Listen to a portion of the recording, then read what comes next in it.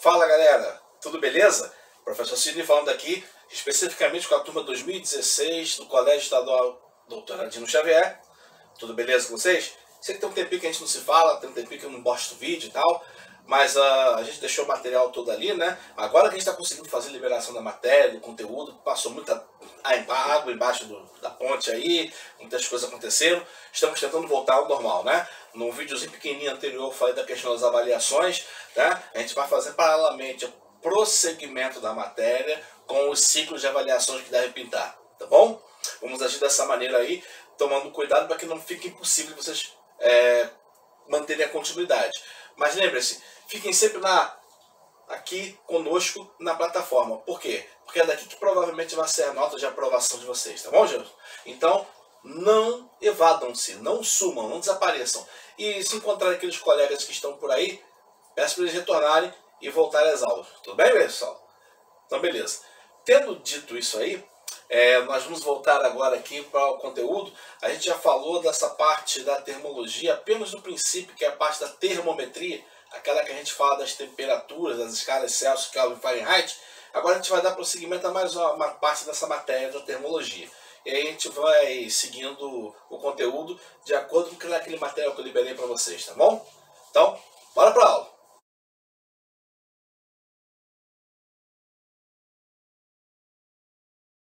Muito bem, pessoal. A matéria de hoje, então, dentro da parte da termologia, é a parte da dilatação térmica. O que é a dilatação térmica? Em física, a dilatação térmica nada mais é do que o crescimento ou a redução que se dá no tamanho do corpo devido à troca de calor, que provoca o seu aumento ou a sua redução de temperatura. Então, quando a temperatura do corpo aumenta, o seu volume também aumenta. E quando ele diminui, o seu volume também diminui. Em ambos os casos, prestem bem atenção nisso, há troca de calor.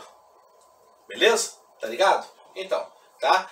Quer suba a temperatura, quer caia a temperatura, houve uma troca de calor. A diferença é que quando cai a temperatura porque ele perdeu o calor e quando sobe a temperatura porque ele recebeu o calor de alguém. Beleza? Ok, então. O que acontece para a dilatação rolar, né? Acontece que quando a temperatura aumenta, isso provoca um aumento da agitação das moléculas do corpo. E isso faz com que as moléculas fiquem mais distantes umas das outras. Ou seja, o que aumenta, na verdade, não é o tamanho das moléculas, mas o espaço que existe entre elas. Então, na verdade, é como um bolo, sabe? Que quando leva ao forno, a atividade do fermento ali, não conta para ninguém não, mas é bactéria, se for fermento biológico, ok? Então, a atividade ali enche o bolo de espaço vazio, na verdade, gás carbônico, né? Moléculas de ar e tal, mas o bolo fica fofinho porque, na verdade, ele fica cheio de espaço vazio, sacou? A mesma coisa acontece na dilatação. Você aumenta a vibração das moléculas, aumenta também o espaço entre elas. Então, na verdade, o corpo fica mais cheio de espaço vazio. E o que acontece? Nesse caso, a massa do sujeito não é alterada. Mas a gente vai falar nesse tópico daqui a pouquinho, tá bom? O importante aí, vamos lá, a temperatura é diferente daquilo que nós chamamos de calor. Lembre-se, tá? A temperatura mede o grau da agitação das moléculas. E o calor é a energia que o corpo troca. A troca de calor é que faz a temperatura mudar. Tá bom? E a temperatura mudando produz o efeito da dilatação térmica. Então, um corpo quente recebe energia, um corpo frio libera energia. Sempre passa energia do corpo quente para o corpo frio se eles estiverem trocando naquele momento. Beleza? Não perde de vista isso aí não, que isso vai ser importante, tá bom? Então, para pensar melhor, tá? Como facilitar a abertura da tampa de vidro da azeitona, por exemplo, que é vidro com tampa de metal? Ou então, a tampa de metal do vidro sofre alteração quando ela é aquecida. Então você pode usar isso aí, simplesmente esquentar a tampa para que ela fique dilatada e você abrir com mais facilidade.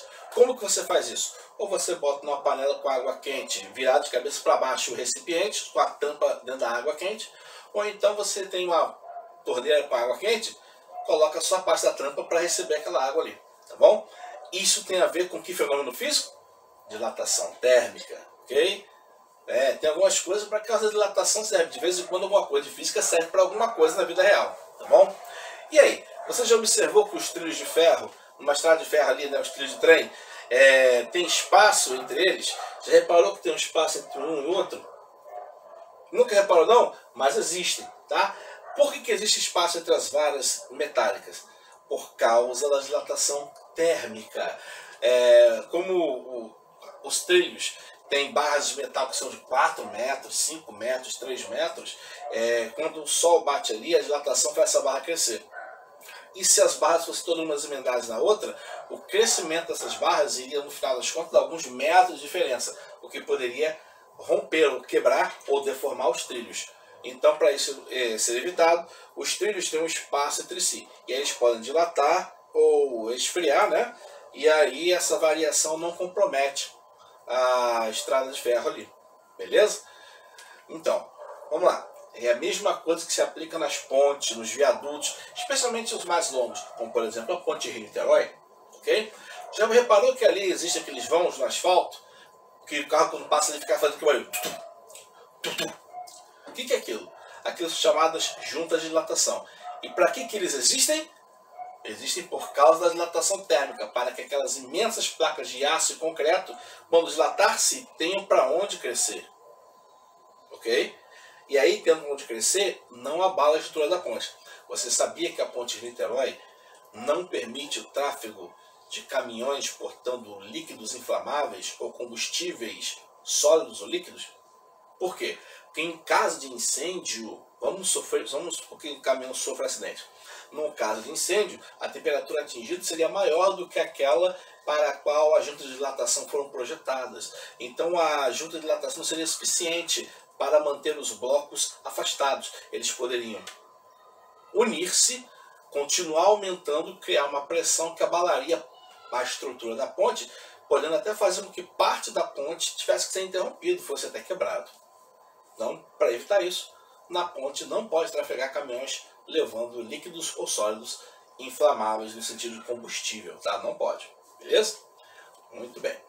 Os fios de telefone, os fios de luz que ficam expostos ao sol, eles variam também suas temperaturas, fazem com que o fio se estenda de um comprimento inicial para um comprimento depois, final. E assim a sua curvatura, ou a barriguinha, né, aumenta. Já tinha reparado nisso? Aqui, deixa eu ver aqui, a barriguinha do fio aqui fica maior. Isso acontece por quê? Por causa da dilatação térmica. Né? Imagina a distância do espaço 10 metros. Tem 10 metros de fio, o fio está esticadinho. Quando o calor bate, aquele fio aumenta de tamanho, porque expande. Tá? E aí o que estava esticado passa a não ficar mais esticado, porque ele sofre dilatação. Ainda que essa dilatação não seja de metros, mas faz uma diferença no final das contas. Ok? Tá ligado? Então, tudo isso tem a ver com a dilatação térmica. E é por isso que a gente estuda dilatação térmica na termologia. Vou falar em dilatação térmica dos corpos, né? O estado sólido em primeiro lugar. Por quê? Líquidos, sólidos e também gases dilatam-se. A dilatação dos gases é muito complexa. Nem sempre envolve variação de volume. Então, por isso a gente não estuda no ensino médio. A gente fala só de gases lá na termodinâmica no primeiro bimestre que a gente falou, tá bom? Agora a gente está falando especificamente da dilatação dos sólidos e dos líquidos. Tá bom, galera? Vamos falar então dos líquidos, dos sólidos primeiro, dos líquidos depois. Tá bom? Na dilatação térmica dos sólidos, tem uma vantagem. Os sólidos têm forma definida. O que significa isso? A forma dele é fixa. Ele não muda de forma, como o líquido muda, né? Então, por isso o formato dos sólidos pode ser muito variado. E a dilatação dos sólidos também foi afetada, né? O tipo de dilatação pela forma do sólido. Por isso, a dilatação ela é estudada de 3 modos diferentes de acordo com a forma do sólido. Pode ser dilatação linear, superficial ou volumétrica. Tá? Dilatação linear para sólidos finos e longos, tipo fios, arames, vergalhões. Dilatação superficial para sólidos achatados, tipo placas, lâminas, folhas. E dilatação volumétrica para todo o resto. Tá? Tipo um cilindro, um cubo, um prisma, uma pirâmide. Ok, pessoal? Então, dependendo da forma, a análise da dilatação vai ser diferente. Ok? Isso vai render também equações um pouquinho diferentes. Simbora então. Dilatação linear em primeiro lugar. Ocorre quando o corpo sofre uma expansão em uma única dimensão, ou seja, só no comprimento. Beleza? Aí aqui tem o cara comprimento inicial quando está frio, por exemplo. E aqui o cara tem um comprimento final quando está quente. Repara que entre o início e o fim existe uma diferença, que é a variação de comprimento. Isso aqui, esse pedacinho, é exatamente o que nós chamamos de dilatação linear. Tá bom? De acordo com o desenho, a gente pode concluir que a dilatação linear é a diferença entre o comprimento que ele tem no final e o comprimento que ele tem no início. Se você fizer isso menos isso, dá esse pedacinho aqui. Beleza, tá? Então a dilatação do fio vai depender de alguns fatores. Fio, arame, vergalhão, depende desses fatores aqui, ó. Depende da substância da qual o fio é feito, depende da variação de temperatura. Se ele aquecer mais ou menos, a dilatação também ocorre em maior grau ou menor grau, tá? E depende do comprimento inicial do fio. Quanto mais fio tiver, mais dilatação ele sofre quando a temperatura aumenta ou diminui. Ok? Beleza? Só que essa equaçãozinha aqui é boa se você tiver os valores de final e inicial. Mas vamos dizer que você não tem esses valores. Existe uma equação geral para a dilatação linear, que é essa aqui, ó. Equação geral da dilatação linear. Tá vendo? Então, aqui tem o carinha na temperatura T0. Aqui tem um carinha na temperatura T. Ou seja, inicialmente, temperatura inicial, ele tem comprimento inicial. Temperatura final, ele vai ter um comprimento depois. Um comprimento final. Tá? E aí, a variação do comprimento do fio é isso. Como a gente viu no slide anterior, ainda agora mesmo. Tá? O comprimento inicial, L é o comprimento final. Ok?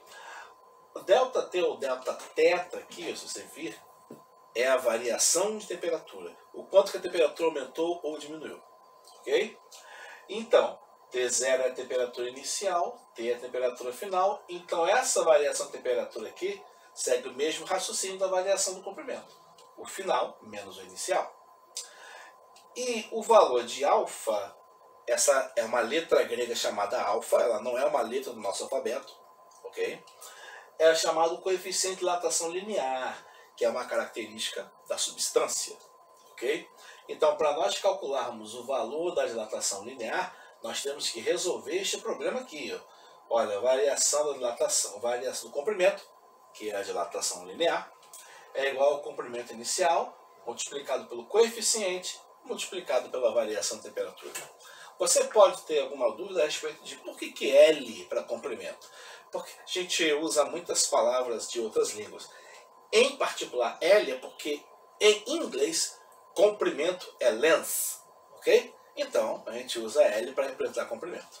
Porque tem outras grandezas em termologia que a gente usa o valor C para representar. Tá bom? Fazer o que, né?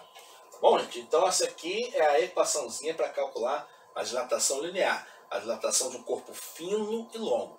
Um fio, um vergalhão, um arame. Beleza? Ok. Vamos à dilatação superficial agora, que é o segundo tipo. Na dilatação superficial, os corpos podem ser considerados bidimensionais. Por quê? Porque eles são como uma folha de papel. Deixa eu pegar aqui uma folhinha de papel, né? Ó, uma folhinha de papel. Tem até um sapinhozinho aqui. Deixa eu pegar esse aqui. Uma folhinha de papel, ok? Ela tem comprimento e largura, mas a espessura é muito pequenininha. Então você analisa apenas a superfície dessa coisa. Beleza? A mesma coisa aqui. Tá?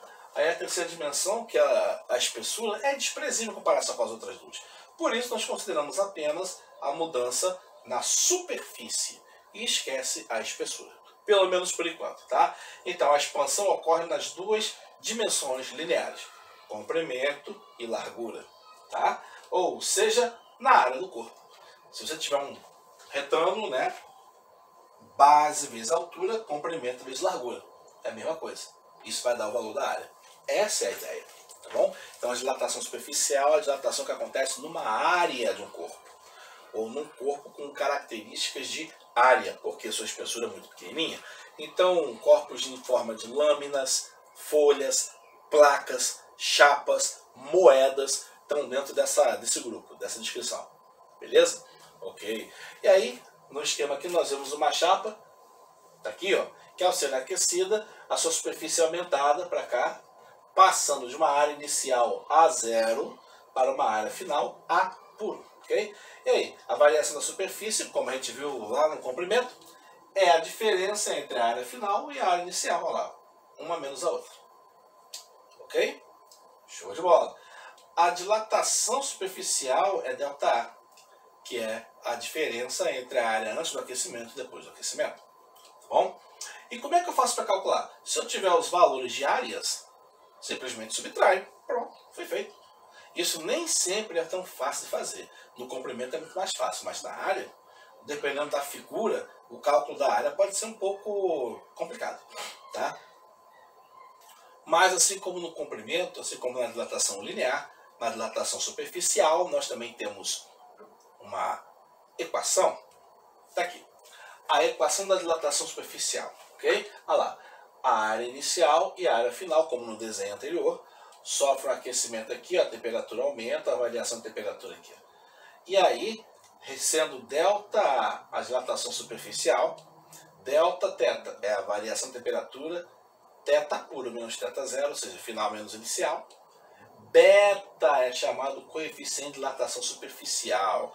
E aí a fórmula da equação geral da dilatação superficial, ΔA, variação diária ou dilatação superficial, é igual à área inicial multiplicado pelo beta, que é o coeficiente, multiplicado pela variação de temperatura. Show? Aqui, ó. Qual é a diferença entre beta, que é essa outra letra grega aqui, e o alfa, que é o anterior? O beta equivale a 2 vezes o coeficiente linear, que é alfa. Então tem a formulazinha aqui, ó. Beta é igual a 2 vezes alfa. Tá? A gente está usando letras gregas, você não é obrigado a saber o nome das letras antes de eu falar. Mas agora que eu falei, se vira aí, tá? Essa letrinha aqui então, parece um B, é um beta. Okay? Muito bem. A dilatação superficial, então, assim como a dilatação linear, ela depende da variação da temperatura, depende do material e depende do valor inicial, que no caso aqui é a área inicial. Então sempre é isso. O valor da dilatação é igual ao valor inicial da medida, a variação da temperatura e o valor característico do material. Essas três grandezas, ou esses três números, multiplicados uns pelos outros, como está aqui. Ó. Ok? Muito bem. Então linear e superficial, nós já vimos. O que está faltando? A dilatação volumétrica. Ok? Está aí, ó, a dilatação volumétrica. Na dilatação volumétrica, a maior parte dos corpos tem volume não, tem dimensões não desprezíveis. E aí o que acontece? Comprimento, altura e profundidade são relevantes. Isso quer dizer que, quando são aquecidos, sofrem expansão em cada uma dessas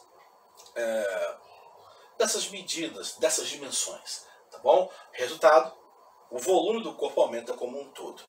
Então, quando você tem um objeto como um apagador, por exemplo, que aí o seu comprimento, a sua largura e a sua profundidade ou espessura ou altura não podem ser desprezados, porque ele tem os três de mais ou menos a mesma grandeza física, na mesma ordem de grandeza, então ele vai ter um volume.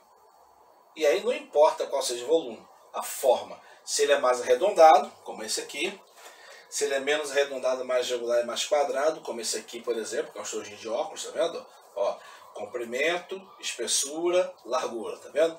Ou se ele é literalmente na forma de uma lata, como esse aqui, por exemplo, tá certo? Que é basicamente, ó, largura e espessura, redondinha, e comprimento, ou profundidade, ou altura, depende da maneira como você tiver, tá bom?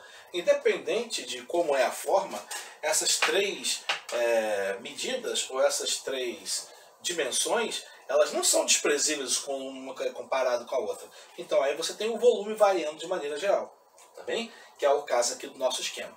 Beleza, pessoal? Então, assim de forma similar aos casos anteriores, a variação do volume, tá vendo? Aqui, ó. A variação do volume também vai seguir o mesmo raciocínio, vai depender das três coisas que nós falamos lá. Como é volume, vai depender do volume inicial, da medida inicial, depende da mudança de temperatura, e também depende do tipo de material do qual o corpo é feito, cara. E aí, nós temos uma equação para a dilatação. Aqui, ó. Olha a equaçãozinha aqui. Tá vendo? Variação do volume. Tá vendo a variação do volume final menos o volume inicial.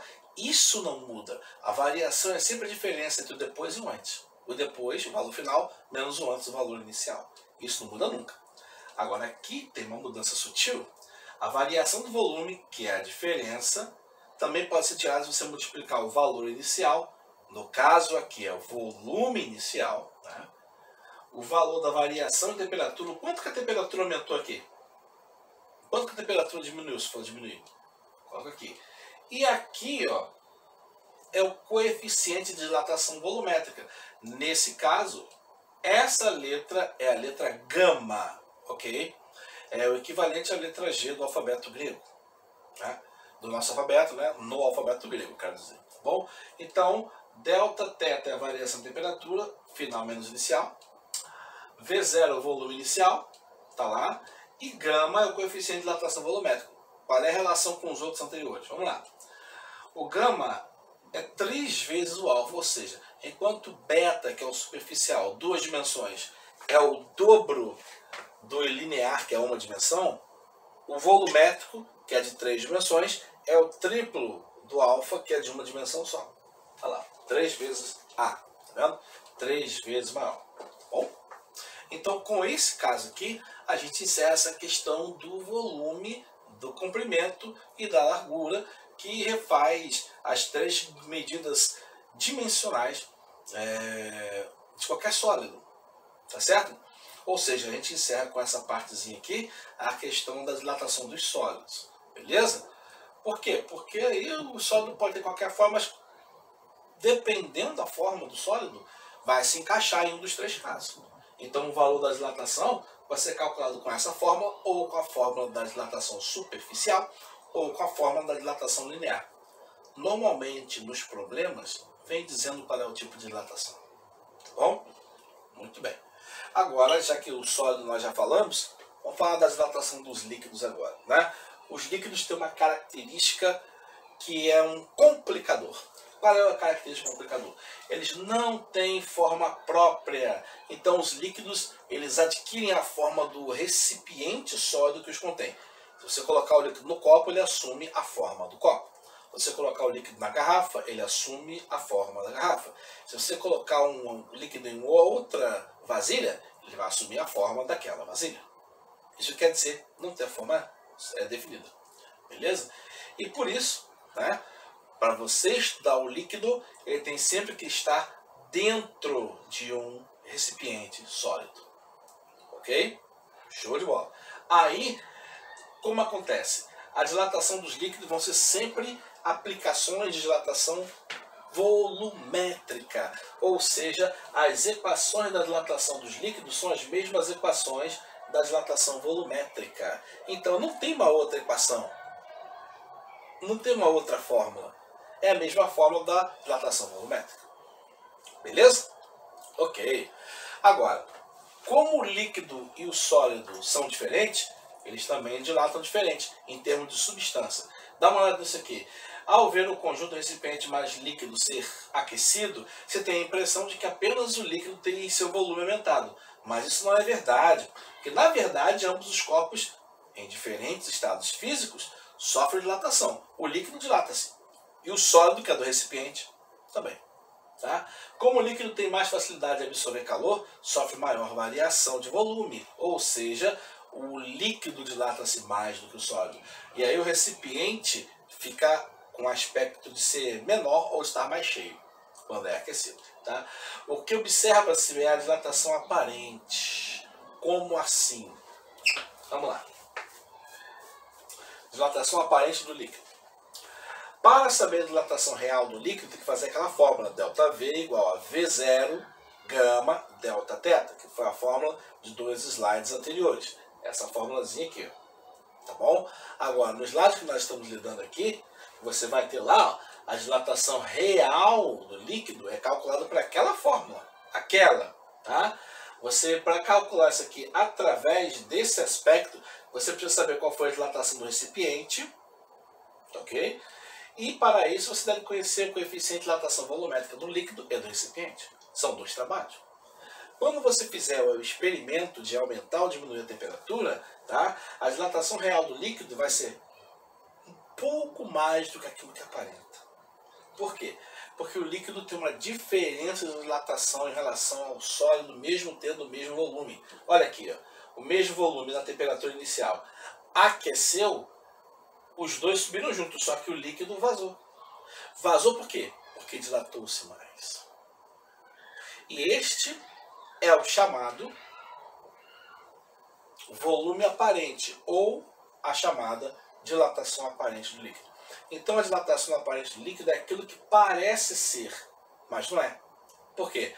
Porque o sólido também dilatou-se. Então, numericamente falando, a dilatação aparente é a diferença entre a dilatação real do líquido e a dilatação do volume. Pode ver, aqui está mais, passa para lá, fica menos.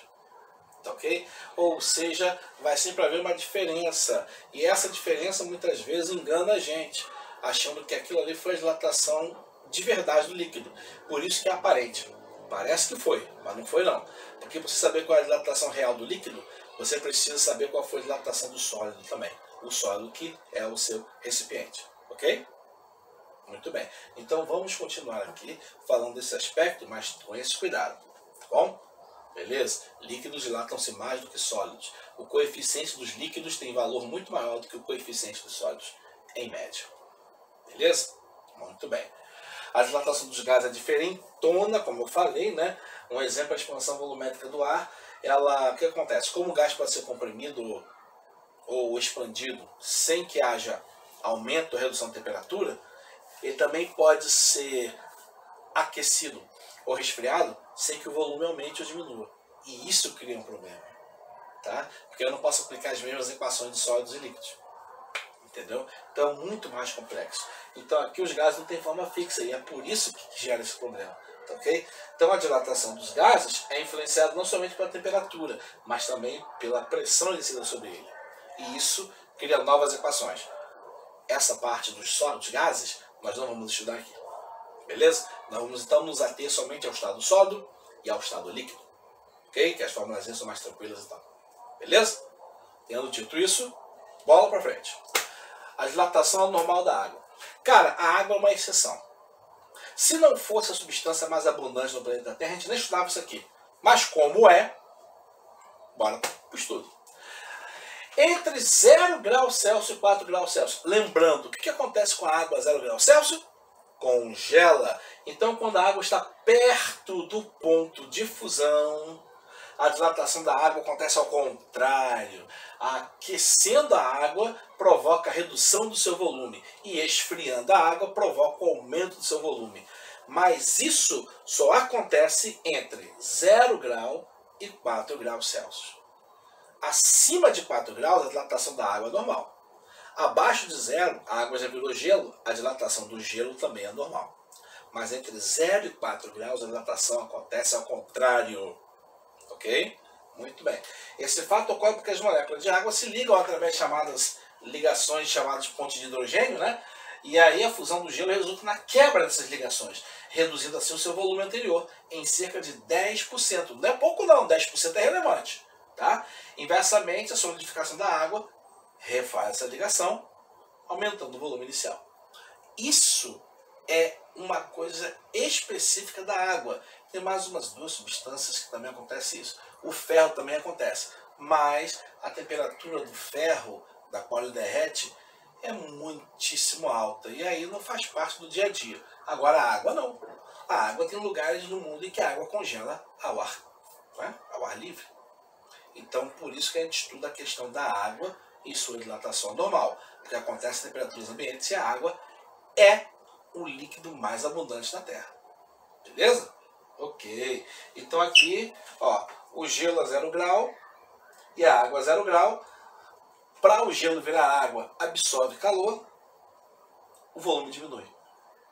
Incrível o que acontece com a água, né? Pois é. Fazer o quê, né? Então quando a água congela, ela reduz a temperatura e aumenta de tamanho. E quando o gelo derrete, ele aumenta a temperatura e reduz o tamanho. É como se fosse assim. É claro que eu estou falando uma coisa que está aproximada. Porque durante a mudança de estado físico, não há mudança de temperatura. Mas isso a gente vai ver no próximo capítulo. Tá bom? Então basicamente, esquentou o gelo, ele diminui de tamanho. Congelou a água, reduz de tamanho. Tá? Aumenta de volume, reduz de volume. Beleza? Então, nas próximas aulas, nós vamos estar explicando os outros capítulos do material que foi disponibilizado para vocês na plataforma, tá bom? Essa é a segunda parte daquele material, tá bom? Capítulo 2. Ainda tem a parte da calorimetria e da transmissão de calor, tá bom? Se você não baixou aquele material na plataforma, baixe ele lá e se oriente por ele nos estudos. Já vou estar liberando coisas para vocês fazerem para valer nota, tá bom, pessoal? Em relação à termologia, temperatura, dilatação. Ok? Gente, um forte abraço para vocês, até a próxima aula. Se cuidem, porque o vírus ainda está presente na nossa vida aí, no nosso ambiente, tá bom? Deus abençoe a todos vocês, uma ótima semana. Tchau.